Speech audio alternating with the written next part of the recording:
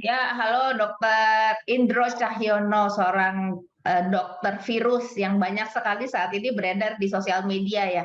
Dan Dokter Indro ini salah satu dokter yang bikin saya memiliki semangat hidup ketika saya terpapar COVID. Saya langsung telepon, dok, saya terpapar nih, gimana gitu ya. Terus Dokter Indro dengan santainya cuma bilang, wes nggak apa-apa, aman, tenang aja, cuci-cuci hidung, cuci tenggorokan pakai air garam. Cuma itu doang, terus minum vitamin, ya udah cuma vitamin C kan udah ada kamu dari sayur, buah. Vitamin D aja kan sambil jemur-jemur juga. Vitamin E cuma itu doang. Padahal saya tuh disiapin banyak banget obat-obatan. Nah, saya Hmm. tuh pengen tanya nih, Dok. Eh, saat ini kan banyak banget kita jujur ketakutan sekali dengan virus Delta yang sekarang. Sebenarnya Ya, apa sih bedanya dengan virus Alpha yang kemarin-kemarin itu? Apakah ini lebih jauh lebih ganas, sulit ya, disembuhkan atau gimana, Dok? enggak. Jadi kalau kita berbicara tentang delta, itulah kita ngomong mengenai varian. Hmm. Jadi varian itu hanya sebutan mengenai kumpulan perubahan yang ada di ujung dari apa namanya duri virus coronanya gitu. Jadi kalau yang kita tahu virus corona itulah seperti bola, kemudian nanti ada Mm-mm. spike-spike-nya di Iya. ujungnya itu toh. Nah, di ujung Mm. durinya kan ada buletan itu, Mhm. makanya dinamakan corona karena adanya buletan itu di ujung ujung Mhm. apa namanya ujung durinya itu seperti mahkota, seperti crown. Makanya Mm. namanya coronavirus, virus yang seperti mahkota, seperti itu. Nah, yang disebut varian itu adalah eh, perubahan, kumpulan perubahan yang ada di ujungnya itu saja, ujung bulutannya itu. Jadi dari Oh. mulai nanti, ya hanya itu saja. Dan itu hanya 2% dari total 100% virus. Nah itu Mm. nanti yang berbeda hanya ujung bulutannya itu aja, mulai dari batang durinya ke bawah sampai bulatan yang besar itu, yang merupakan virusnya, kulit Mhm. virusnya, inti virusnya, semuanya masih sama. 98% itu sama. Jadi kita itu menghadapi virus yang sama hanya dengan sedikit perubahan dan itu hanya 2% yang ada di ujung durinya saja. Jadi virusnya masih virus yang sama, tidak ada bedanya dengan yang kemarin. Itu bukan sesuatu virus yang berbeda. Jadi kalau manusia misalnya ada yang rambutnya panjang, ada yang nggak punya rambut Mhm. kayak saya gitu, tapi kan tetap Mhm. manusia. Mhm. Hanya rambutnya saja yang berbeda. Virus juga seperti itu. Virus yang dihadapi masih virus yang sama, bukan virus baru yang berbeda. Sehingga kalau misalnya tubuh kita pernah mengenali virus ini, jadi kita mengenali virus ini bisa lewat dua cara, imunisasi atau proses untuk membuat kekebalan terhadap manusia itu bisa didapat lewat dua hal. Pertama, lewat vaksinasi. Mhm. Vaksinasinya apa? Vaksinasi yang paling aman dan efektif saat ini itu adalah vaksin yang memakai virus utuh yang dimatikan, sudah dibunuh. Nah, seperti apa? Ini jadi, mohon maaf saya jadi nyebut merek ini. Sinovac, Sinopharm, dan CoronaVac. Itu adalah virus yang paling efektif karena bisa mengatasi infeksi virus berikutnya, nanti saya jelaskan sudah itu. Dan juga tidak memiliki efek samping gitu loh. Kenapa? Karena virusnya kan virus mati, bukan virus hidup. Sehingga tidak akan menginfeksi tubuh kita untuk menimbulkan penyakit seperti itu. Itu cara pertama, vaksinasi dengan virus utuh yang dimatikan. Cara kedua apa? Cara kedua adalah dengan terkena infeksi alami. Mhm. Infeksi alami itu apa? Infeksi alami ya ketularan langsung. Hanya perbedaannya kalau misalnya vaksin kan kita disuntik terus kita tidak sakit, ya ada Ya. sedikit pegel dan demam gitu biasa. Saya kemarin Selasa ya divaksin, saya ngerasakan kok efek sampingnya itu selama 24 jam. Kemudian kalau misalnya infeksi alami, begitu kita terinfeksi alami, kita akan kemasukan virus hidup. Perbedaannya apa? Kalau yang tadi kan virusnya utuh tapi mati. Mhm. Kalau infeksi alami itu virusnya utuh tapi hidup. Virusnya virus hidup.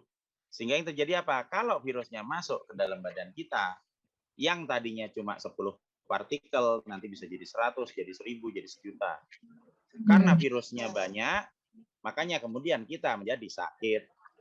Nah, sakitnya diawali dengan apa? Dengan demam.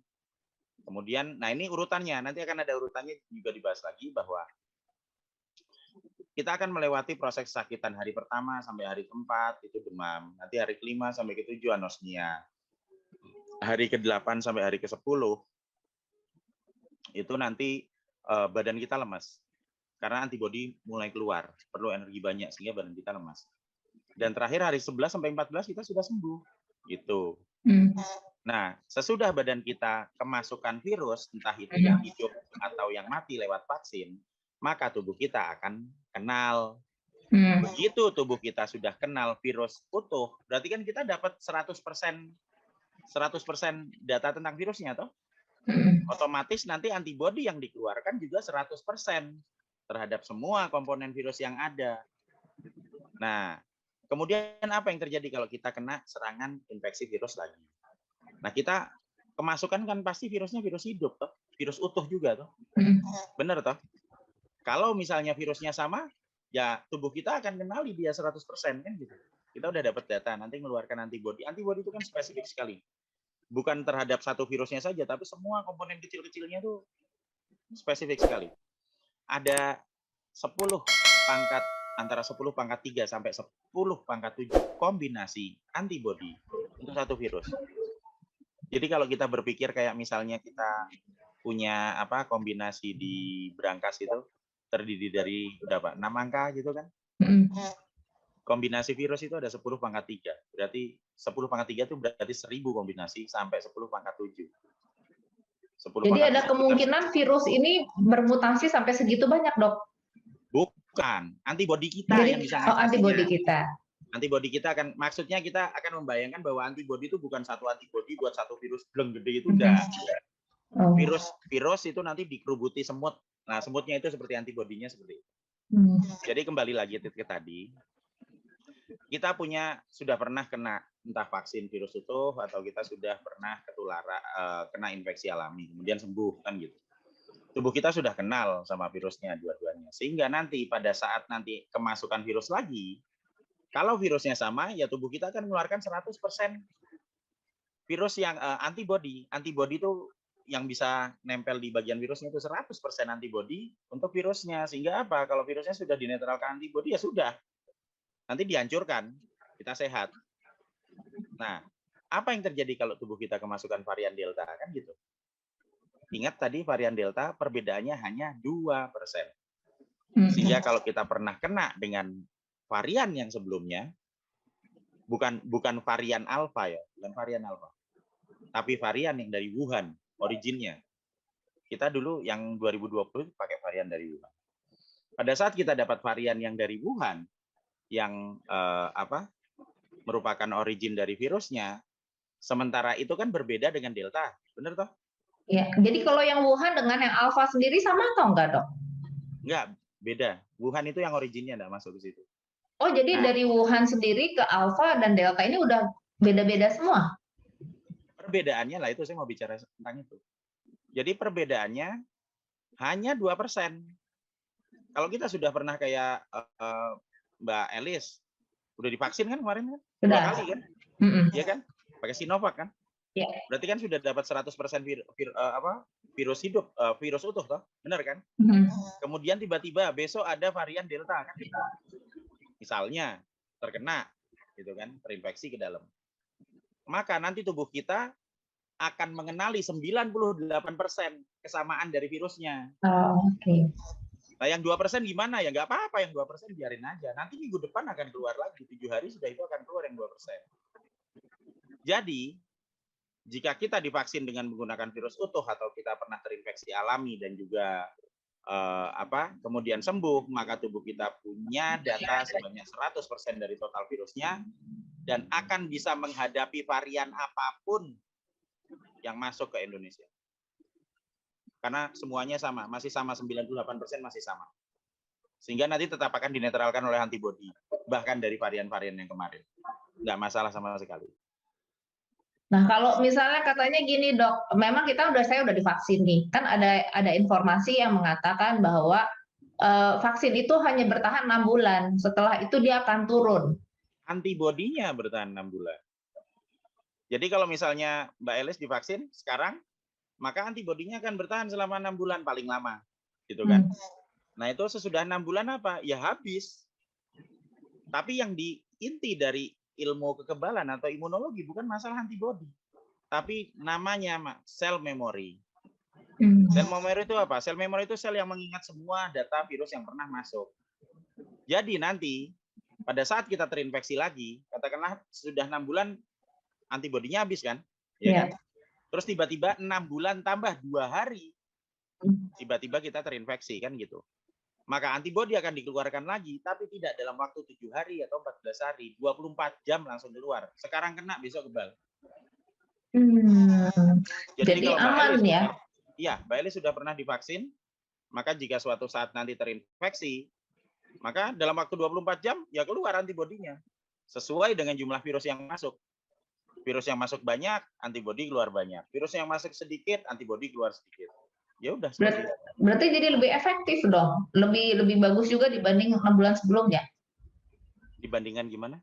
Yang waktu masih awal-awal di 6 bulan pertama itu antibodinya jadi maksudnya gini, setelah 6 bulan kan dia memang turun, tetapi dia juga lebih efektif nggak dibandingkan 6 bulan yang pertama setelah divaksin? Ya sama saja. Antibodi yang keluar kan sama, ya.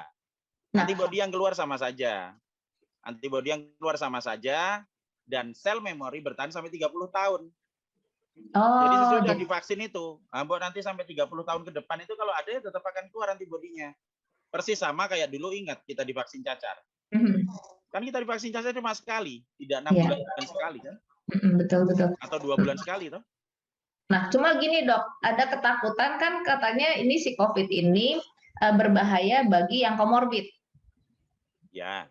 Nah, jadi ada sebagian orang takut kalau disuntik vaksin kan dimasukin virus tuh. Sementara saya punya komorbid. Jadi banyak orang yang kayaknya kalau saya ada komorbid nggak usah disuntik deh, nanti malah tambah bahaya. Nggak usah divaksin lah gitu. Itu gimana sih dok? Vaksin kan isinya virus mati. Virus mati tidak menimbulkan infeksi apapun. Jadi jika dengan penyakit yang tidak berat, ya itu divaksin dan tidak ada masalah apapun, aman, 100% aman. Jadi sekalipun komorbid, divaksin sebetulnya aman-aman aja.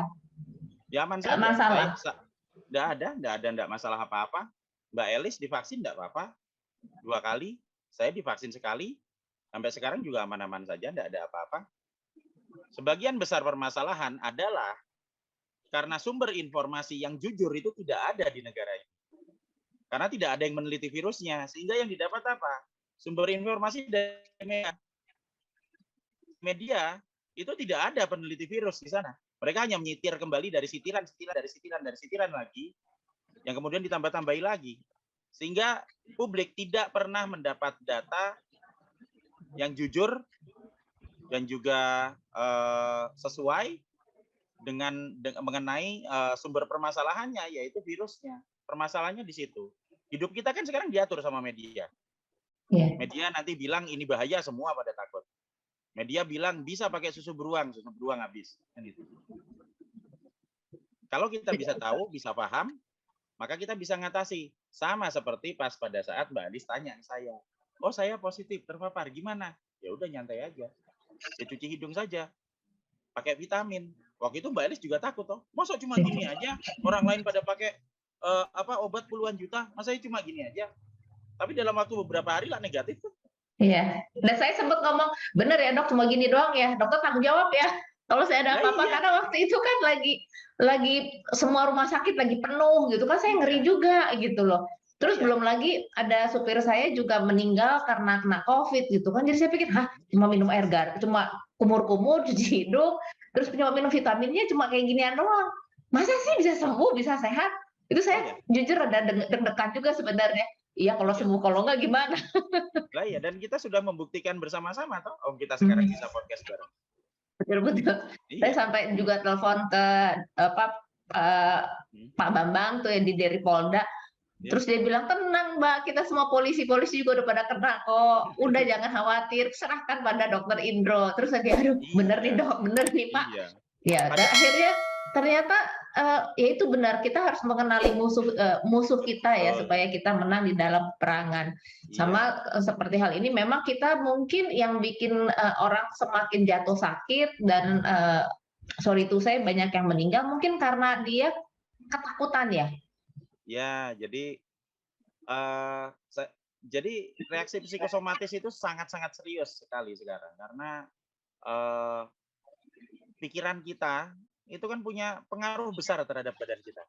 Mhm. Pada saat pikiran kita memerintahkan tubuh kita supaya sakit, bahkan orang yang sehat jadi sakit. Iya betul. Demikian juga sebaliknya, toh. Pada saat kita sakit, kemudian pikiran kita memerintahkan untuk, oh ini sebenarnya sehat, nggak masalah. Kemudian kita bisa lebih cepat sembuh. Jadi ini ada dua cerita menarik yang kemarin saya temui juga di lapangan.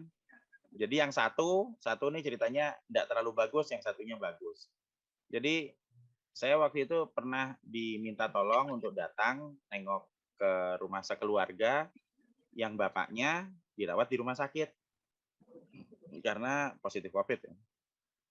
Bapaknya dirawat, kemudian di rumah ini hanya ada ibunya sama beberapa anaknya, 3 atau 4. Masih kecil-kecil. Dan mereka semua negatif, Mbak. Mereka semua negatif, mereka semua sehat, 100% sehat.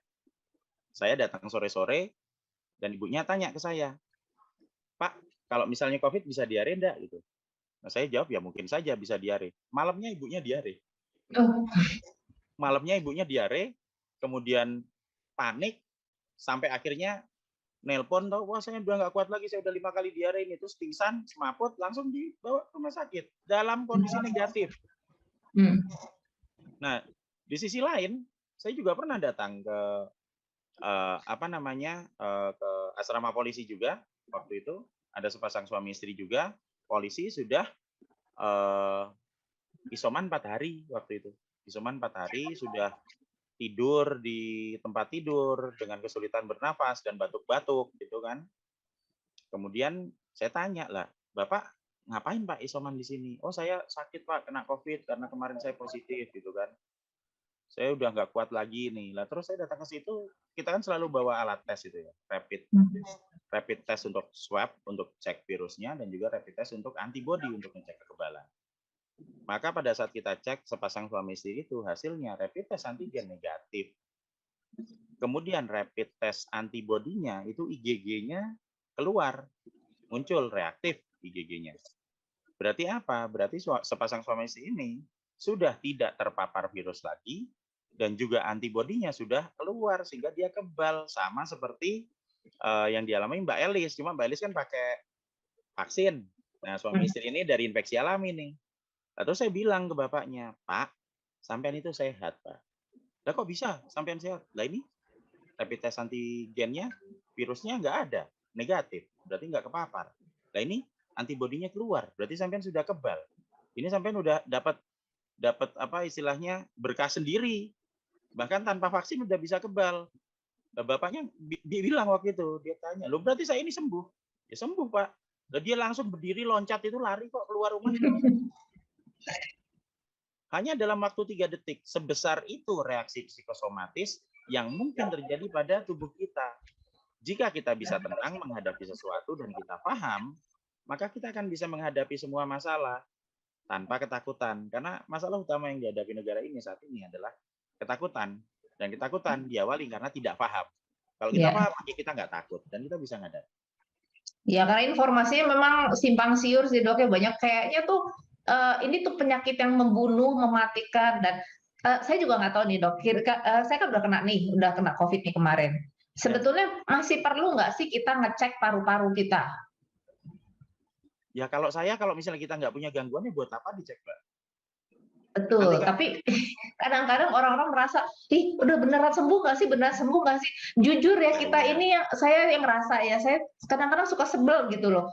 Karena ya, saya udah pernah COVID tuh kayak orang sakit lepra, jujur aja. Kayaknya iya, dijauhin kayak ada sesuatu yang apa, padahal kan ya I'm fine loh, gue udah sembuh loh. iya, Tapi iya, ada ketakutan-ketakutan dari orang-orang sekeliling yang kadang-kadang itu bikin kitanya jadi down juga. Kita udah sembuh nih, Tapi Nah, kalau ya, orang-orang menghindar gitu kan sebel juga. Itu itu gimana yang ya, Dok? ya itu yang namanya histeria massa. Pada saat ada paranoid, pada saat ketakutan berubah jadi paranoid, dan paranoid itu nanti nyebar ke publik, itu akan jadi histeria massa, dan itu nggak bisa diobati. Hanya bisa diobati kalau misalnya kita memahami itu. Jadi kalau misalnya, ya kan, kalau misalnya Mbak Eli sudah pernah sembuh, kemudian tetangganya yang takut. Nah, masalahnya kan masalah tetangganya, bukan masalah Mbak Elis, kan gitu. Betul. Nah, sekarang kalau misalnya kita mau nguji penyakit misalnya, kita nguji penyakit, katakanlah kita lihat dicek paru-parunya. Pada saat nanti dicek paru-parunya, jika kita tidak memiliki kesehatan mental yang cukup, kan gitu.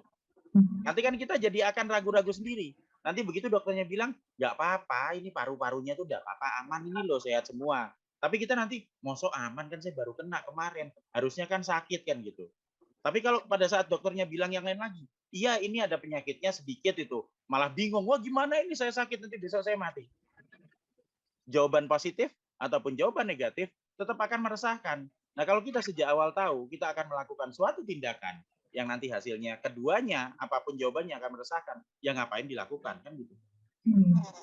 Selama kita tidak bergejala dan kita sehat, dan kita berolahraga, ya sudah, selesai. Kalau misalnya tetangganya yang bingung, itu nanti kalau sudah ini nanti kena COVID gitu, bilang enggak, saya kan udah vaksin 2 kali, kan saya udah kebal. Kan saya tahu. Kalau misalnya nanti kena, sekarang kena, oh besok saya kebal. Makanya saya sehat, ibu udah vaksin belum? Kan gitu tanya.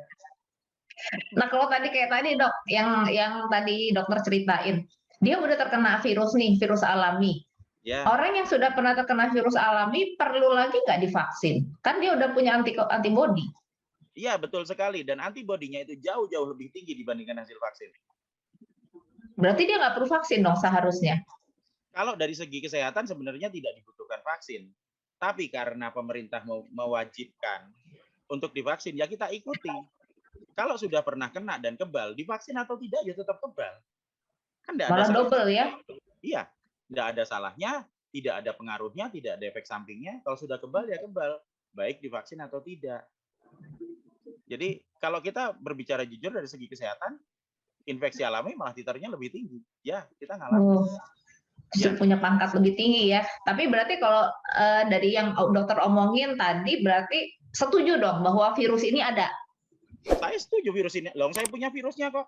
Kan karena banyak orang bilang ini nggak ada loh, Dok. Siapa yang bilang? Karena kan banyak isu-isu nggak ada COVID itu sebenarnya nggak ada, hanya dipolitisir saja, hanya kepentingan politik. Itu gimana dok menghadapi orang-orang yang selalu beranggapan bahwa ini nggak ada kok COVID itu? Kalau saya percaya lah wong saya punya virusnya. Cuci hidung pakai air garam itu berawal dari isolasi virus. Kemudian kita tahu sifatnya menempel kuat dengan permukaan sel. Dan kita menghabiskan waktu 7 bulan dengan dana sekitar 750 juta untuk bisa menemukan formulasi yang cuci hidung pakai air garam kemudian dibagi gratis ke publik kan gitu. Jadi kalau ditanya apakah percaya sama virusnya, lah saya punya virusnya gimana saya enggak percaya? Kan gitu. Lah saya nguji vaksinnya ya pakai virus juga, lah gimana saya enggak percaya? Virusnya ada.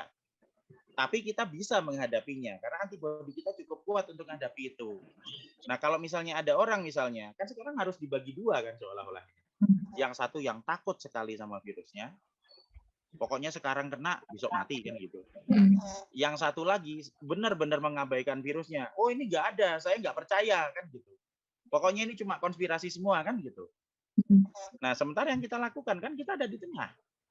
Terus saya percaya virusnya, saya punya virusnya, makanya kita bisa menemukan cara untuk cuci hidung pakai air garam. Kemudian saya juga tidak anti vaksin dong, kemarin saya divaksin. Saya divaksin juga. Kemudian saya bisa ngecek titer antibodi saya sendiri. Sehingga saya bisa ngerasakan, oh efek sampingnya apa kan, saya bisa paham sendiri.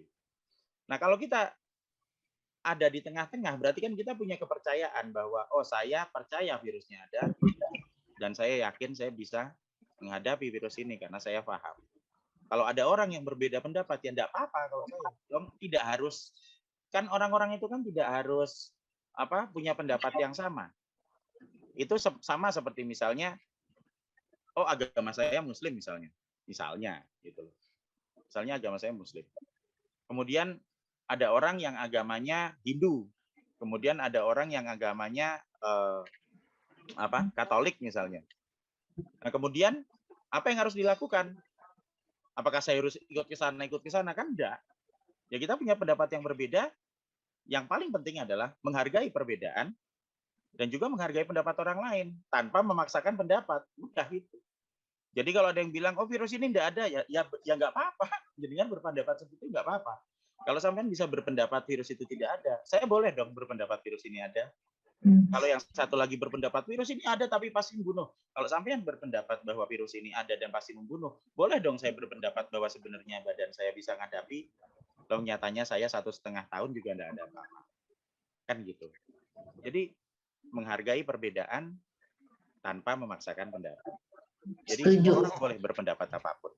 Jadi semua orang boleh berkeyakinan apapun tapi tidak usah mempengaruhi orang lain gitu ya. Simpan aja kalau kamu yakin itu memang ada, ya udah buat kamu sendiri. Kalau bilang nggak ada, ya udah buat sendiri. Nggak usah mempengaruhi orang lain gitu Dok ya. Kita tidak usah terpengaruh dengan orang lain karena kalau kita bilang tidak usah mempengaruhi kan berarti kita mengandalkan pada respon lingkungan toh. Kan kita tidak bisa ngatur lingkungan. Tapi kita bisa ngatur badan kita sendiri supaya kalau misalnya mereka maksa, ya saya bilang, oh iya bener, sampean bener Pak, ya. Tapi saya mau itu dulu ya, saya tak kesana dulu beli rokok gitu, tak tinggal pergi lah, yuk beres toh Mbak. Disetujui saja semuanya udah beres. Jadi kalau virus ini berbahaya gitu, oh iya bener Pak. Virus ini nggak ada, oh iya bener, udah tinggal pergi, udah beres. Nggak usah dipanjang-panjangin lagi gitu ya. Nah, iya.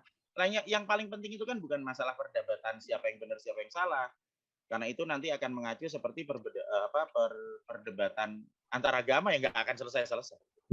Yang dipentingkan adalah kita mengetahui yang kita hadapi itu apa, kelemahannya apa, kelebihannya apa, kemudian kita memahami bagaimana cara kita menghadapi musuh kita dalam hal ini ya virusnya itu yang paling penting.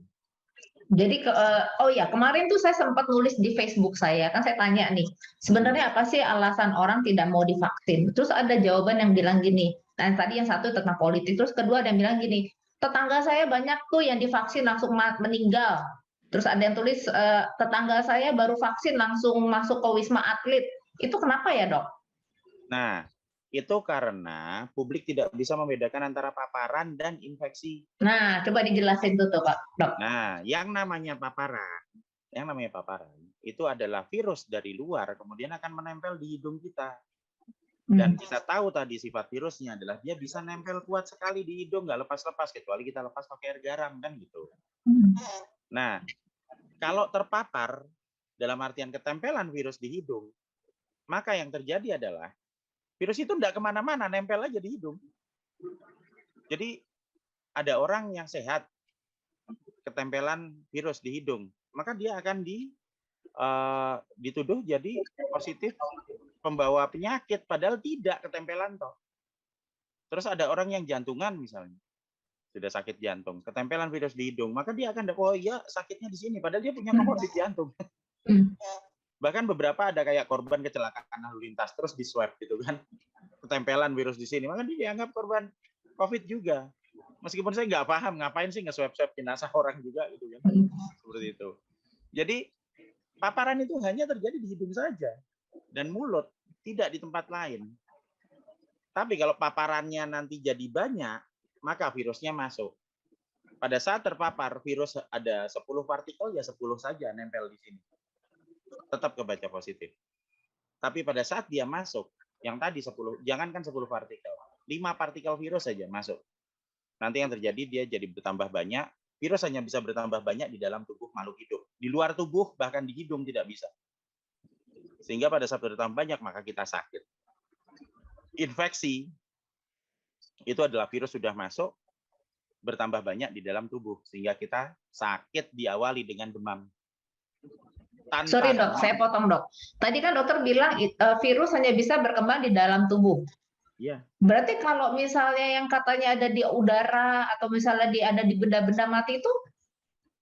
Ya dia tidak tambah banyak. Dia sifatnya inaktif aja. Atau kalau orang-orang bilang itu mati. Istilah sederhananya gitu. Jadi kalau ada virus ini tidak kelayapan di udara, tidak. Ini tidak airborne. Dia hanya Oh. bisa menular lewat droplet orang yang sakit. Sekali lagi, yang menularkan hanya yang sakit. Orang sehat tidak menularkan penyakit. Dan sakit diawali dengan demam. Pada saat ada yang demam selama 4 hari, kemudian anosmia, lah ya itu mungkin menularkan. Itu loh. Tapi itu pun hanya sampai batas di 7 hari, karena sudah itu antibodi keluar. Sehingga virusnya nanti dihancurkan di dalam tubuh oleh antibodinya.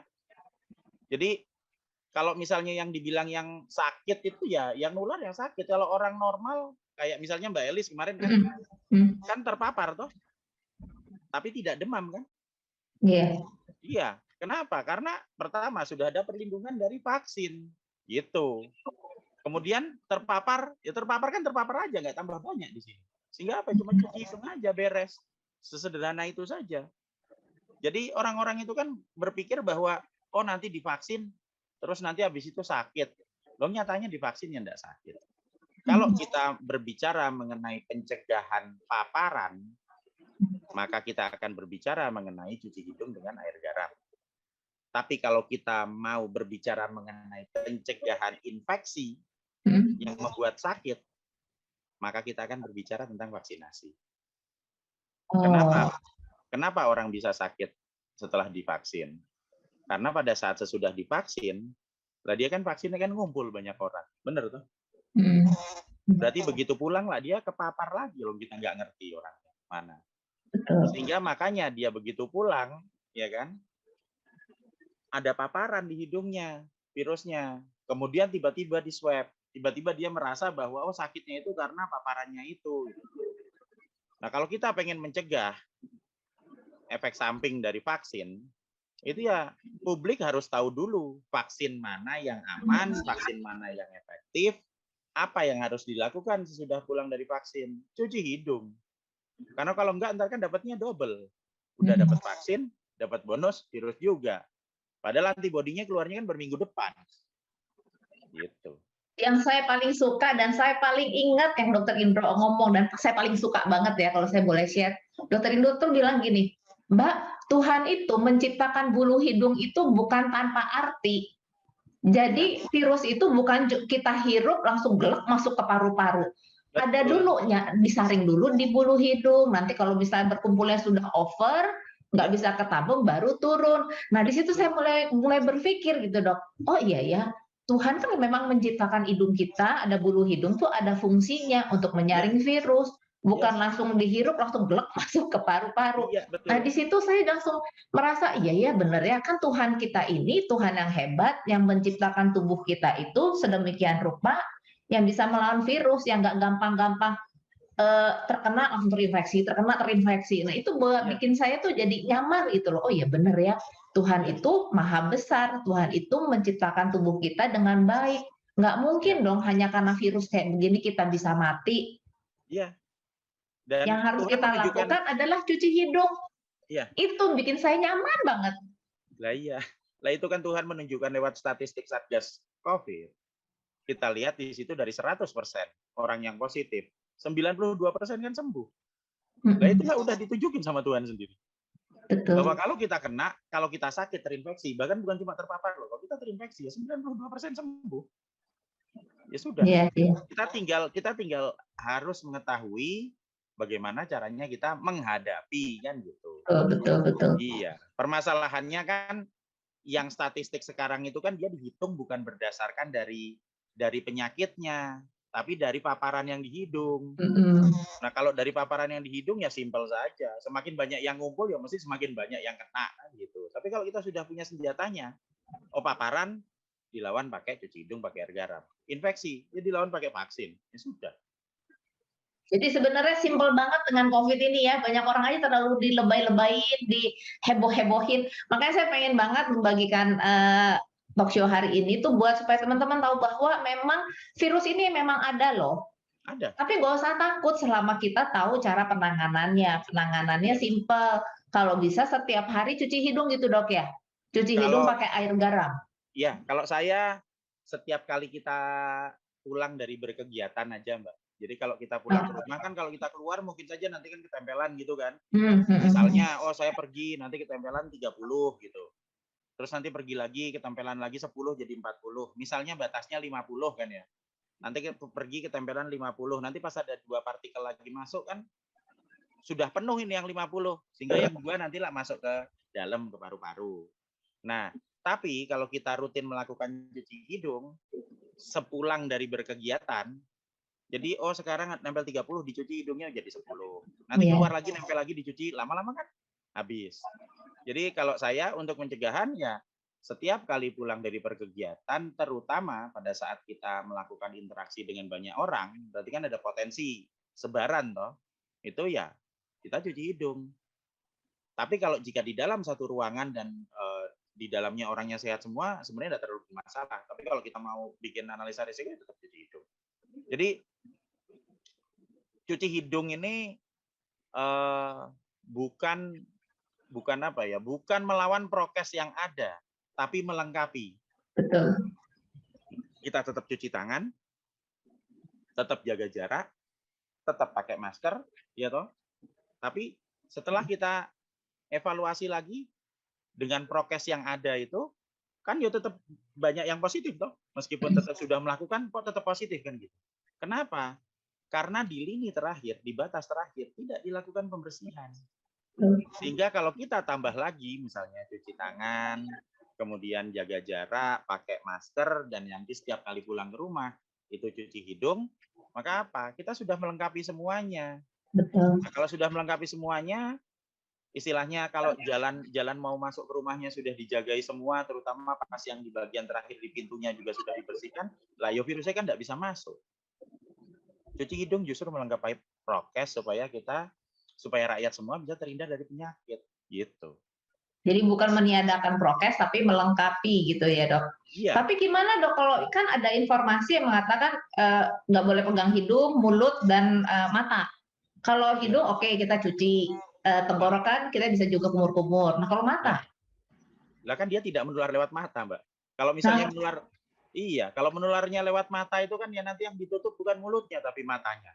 Justru itu makanya saya kadang bingung gitu loh, menebar lewat mata saya tuh sampai gini, aduh kalau mata juga nggak boleh ngucak-ngucak itu nanti gimana ya? Saya mikir di situ, ha?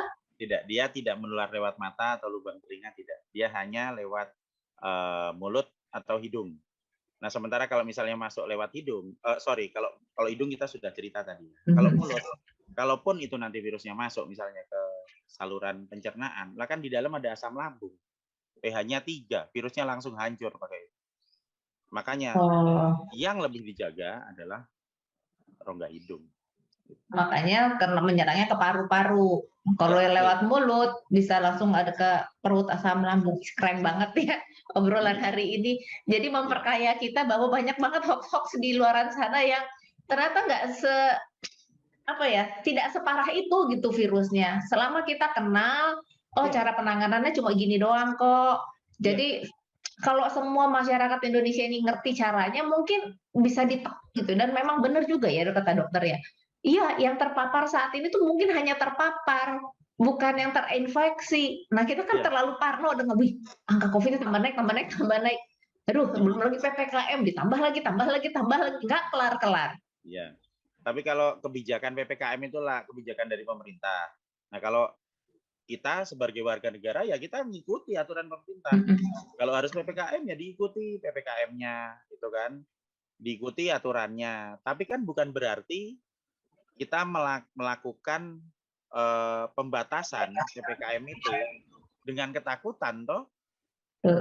Kalau kita melakukan PPKM itu dengan kondisi tenang dan juga malah kalau kita melakukan dengan kondisi gembira kan semuanya akan lebih gampang. Kita nggak tertekan, kita bisa kok melakukan kegiatan yang kita mau loh, pemerintah yo memperhatikan banyak hal. Gitu. Iya deh, Dokter Indro, makasih banget untuk pencerahan hari ini yang sangat memperkaya kita semua akhirnya ngerti, wah cara memerangi virus itu kayak gitu, supaya kita menang dan tetap sehat selalu. Betul ya, Dokter Indro ya. Terima kasih banyak untuk sharingnya. Semoga pembicaraan kita hari ini bisa memperkaya buat teman-teman semua dan kita bisa terhindar dari virus COVID dan kita tetap Ya. selalu dalam keadaan sehat. Terima kasih teman-teman semua. Terima Sama-sama, kasih Mbak. Dokter Indro. Sama-sama. Sampai ketemu lagi. Bye-bye. Bye.